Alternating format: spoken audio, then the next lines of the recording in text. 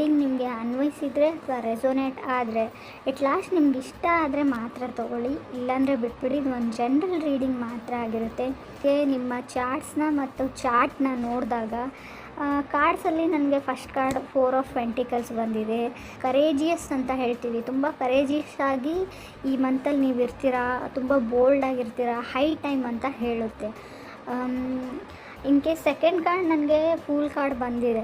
ನಾವು first card ಮತ್ತು second ಕಾರ್ಡ್ನ ಟ್ಯಾಲಿ ಮಾಡಿ ನೋಡಿದರೆ 4 ಆಫ್ ಪೆಂಟಿಕಲ್ಸ್ ಮತ್ತು ಫೂಲ್ ಕಾರ್ಡ್ನ ನಾನು ನೋಡಿದರೆ ಏನು ಅಂದರೆ ಏನು ಹೇಳ್ತೀವಿ, ಈ ಆನ್ಲೈನ್ ಪ್ಲ್ಯಾಟ್ಫಾರ್ಮ್ಸ್, ಸೋಷಿಯಲ್ ಮೀಡಿಯಾ ಅಂತ ಹೇಳ್ತೀವಿ ನೋಡಿ. ಸೊ ಅಲ್ಲಿ ನೀವೇನಾದರೂ ಬಿಸ್ನೆಸ್ ಮಾಡಿದರೆ ಆನ್ಲೈನಲ್ಲಿ, ಮೇ ಬಿ ನಿಮ್ಮದು ಯೂಟ್ಯೂಬ್ ಚಾನಲ್ಲೇ ಇದ್ದರೆ ಅಥವಾ ನೀವು ಆ್ಯಪ್ ಡೆವಲಪ್ಮೆಂಟ್ ಆ ಥರ ವರ್ಕ್ ಮಾಡ್ತಾ ಇದ್ದರೆ ಅಲ್ಲಿ ಸಕ್ಸಸ್ನ ಹೇಳುತ್ತೆ.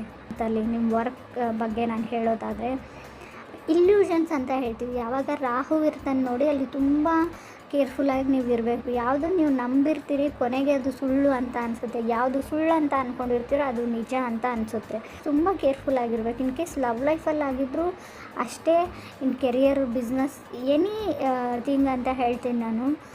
ಸ್ಪೆಂಡಿಂಗ್ ಬಗ್ಗೆ ಹುಷಾರಾಗಿರಿ ಅಂತ ಹೇಳ್ತೀವಿ ನಾವು. ಖರ್ಚಿನ ಬಗ್ಗೆ ತುಂಬ ನಿಗಾ ಇರಬೇಕು. ಥರ್ಡ್ ಕಾರ್ಡ್ ನನಗೆ ಪೇಜ್ ಆಫ್ ವಾಂಡ್ಸ್ ಬಂದಿದೆ. ಪೇಜ್ ಆಫ್ ವಾಂಡ್ಸ್ ಅಂದರೆ ನಿಮಗೆ ಫಾರ್ ಎಕ್ಸಾಂಪಲ್ ಹೇಳ್ತೀನಿ ನಾನು, ಆಲ್ರೆಡಿ ಮ್ಯಾರಿಡ್ ಆಗಿದರೆ ಮಗು ಬೇಕಾಗಿರಲ್ಲ ನಿಮಗೆ, ಸದ್ಯಕ್ಕೆ ಫೈನಾನ್ಷಿಯಲಿ ನೀವು ನಿಭಾಯಿಸೋಕ್ಕಾಗಲ್ಲ ಅಂದರೆ, ಸೊ ಪ್ರೊಟೆಕ್ಷನ್ ಇಲ್ಲದೆ ಏನೋ ಮಾಡೋಕ್ಕೆ ಹೋಗ್ಬಿಟ್ಟು ಪ್ರೆಗ್ನೆಂಟ್ ಆಗೋವಂಥ ಚಾನ್ಸಸ್ ಇದೆ. ನೀವು ಮದುವೆ ಆಗಿಲ್ಲ, ಇನ್ ಕೇಸ್ ಬರೀ ರಿಲೇಷನ್ಶಿಪ್ಪಲ್ಲಿದ್ದೀರಾ, ಸೊ ಗರ್ಲ್ಫ್ರೆಂಡ್ ಇದ್ದಾರೆ, ಬಾಯ್ ಫ್ರೆಂಡ್ ಇದ್ದಾರೆ ಅಂತಲೇ ಅಂದ್ಕೊಳ್ಳಿ, ಪ್ರೆಗ್ನೆಂಟ್ ಆಗೋ ಚಾನ್ಸಸ್ ಇದೆ. ನಿಮ್ಮ ಕೈ ಮೀರಿ ಹೋಗೋ ಕೆಲವೊಂದು ಚಾನ್ಸಸ್ ಕಾಣಿಸ್ತಾ ಇದೆ. ಆ ವಿಷಯದಲ್ಲಿ ಕೇರ್ಫುಲ್ ಆಗಿರಿ. ನನಗೆ 4th ಕಾರ್ಡ್ ಜಸ್ಟಿಸ್ ಕಾರ್ಡ್ ಬಂದಿದೆ. ಸೊ ಜಸ್ಟಿಸ್ ಕಾರ್ಡನ್ನ ನಾವು ಆಲ್ರೆಡಿ ಹೇಳಿದ್ದೀನಿ ನಾನು, ರಾಹು ಇದ್ದಾನೆ, ಜಸ್ಟಿಸ್ ಕಾರ್ಡ್ ಇದ್ದಾನೆ, ಏನೋ ಒಂದು ತೊಗೊಳ್ಬೇಕು, ಮಾರಬೇಕು ಅಂತ ಅಂದ್ಕೊಂಡಿರ್ತೀರ, buying or selling something. Signature ಬಗ್ಗೆ ಕೇರ್ಫುಲ್ ಆಗಿರಿ. ಏನಾದರೂ ಸೈನ್ ಮಾಡ್ತೀರಾ ಅಂದರೆ ತುಂಬ ಕೇರ್ಫುಲ್ ಆಗಿರಿ.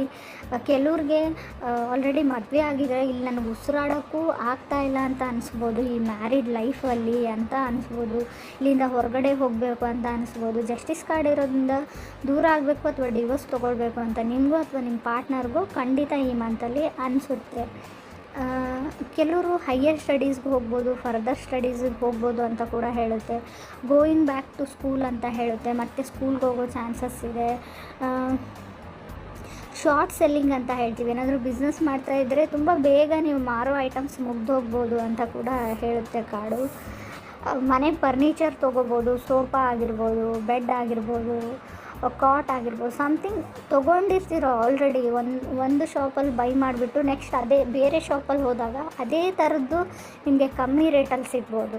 ಸೊ ತೊಗೊಂಡ್ಬಿಟ್ಟೆ ಅಂತ ರಿಗ್ರೆಟ್ ಮಾಡ್ಕೋಬೋದು, ಹೆಚ್ಚಿಗೆ ದುಡ್ಡು ಕೊಟ್ಟೆ ಅಂತ ಕೂಡ ಅನ್ನಿಸ್ಬೋದು, ಆಲ್ರೆಡಿ ನಿಮಗೆ ಅನಿಸಿರ್ಬೋದು. ಕೆಲವ್ರಿಗೆ ರೀಕನೆಕ್ಷನ್ ಎನರ್ಜಿ ಇದೆ, ನಿಮ್ಮ ಎಕ್ಸ್ ಬ್ಯಾಕ್ ಆಗೋ ಎನರ್ಜಿ ಕೂಡ ಇದೆ. ಸೊ ನನಗೆ ಕೊನೆಯದಾಗಿ ಸನ್ ಕಾರ್ಡ್ ಬಂದಿರೋದ್ರಿಂದ ನಿಮ್ಮ ಮನಸ್ಸಲ್ಲಿ ಏನಾದರೂ ಕ್ವಶನ್ಸ್ ಅಂತ ಇದ್ದರೆ ಎಸ್ ಆರ್ ನೋ ಅಲ್ಲಿ ಕೇಳೋದಾದರೆ ಎಸ್ ಅಂತ ಹೇಳುತ್ತೆ.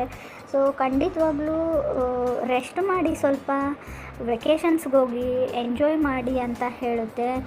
ಸನ್ ಕಾರ್ಡ್ ಬಂದರೆ ನಾವು ತುಂಬ ಪಾಸಿಟಿವ್ ಕಾರ್ಡ್ ಅಂತ ಹೇಳ್ತೀವಿ. ಬಟ್ ನೀವು ಕೆಲವೊಂದು ಏನಾದರೂ ವಿಷಯಗಳನ್ನ ನಿಮ್ಮ ಮನೆಯವರಿಂದ ಅಥವಾ ನಿಮ್ಮ ಪಾರ್ಟ್ನರಿಂದ ಏನಾದರೂ ಮುಚ್ಚಿಟ್ಟಿದ್ರೆ, ಸೀಕ್ರೆಟ್ ಅಂತ ಹೈಡ್ ಮಾಡ್ತಿದ್ರೆ ಅದು ಹೊರಗಡೆ ಬರುತ್ತೆ. ಸೂರ್ಯ ಎಲ್ಲನೂ ಬೆಳಕಿಗೆ ತರ್ತಾನೆ, ಸನ್ ಎಲ್ಲನೂ ಲೈಟ್ ಮಾಡೋದ್ರಿಂದ ಎಲ್ಲನೂ ಸ್ಪಷ್ಟವಾಗಿ ಕಾಣಿಸುತ್ತೆ. ನಿಮ್ಮ ವ್ಯಕ್ತಿತ್ವನೇ ಅಂತ ಅಂದ್ಕೊಂಡ್ರು ಕೂಡ ಬೇರೆಯವ್ರಿಗೆ ನೀವು ಹೇಗಿದ್ದೀರಾ ಅಂತ ಸ್ಪಷ್ಟವಾಗಿ ಗೊತ್ತಾಗುತ್ತೆ. ಬೇರೆಯವರಿಂದ ಆ ವಿಷಯ ಗೊತ್ತಾಗೋ ಮೊದಲು ನೀವೇ ಹೋಗಿಬಿಟ್ಟು ಯಾರಿಗಾದ್ರೂ ಹೇಳಲೇಬೇಕಾದ ವಿಷಯ ಇದ್ದರೆ, ಅವ್ರಿಗೆ ಗೊತ್ತಾಗಬೇಕಾದಂಥ ವಿಷಯ ಆಗಿದ್ದರೆ ಖಂಡಿತವಾಗ್ಲೂ ಸೊ ಹೇಳಬೇಕಾಗಿರೋದನ್ನು ಹೇಳಿಬಿಡಿ. ಟೈಮ್ ತುಂಬ ಕಮ್ಮಿ ಇದೆ ಅಂತ ಕೂಡ ಹೇಳ್ತಾ ಇದೆ ಕಾರ್ಡ್ಸು.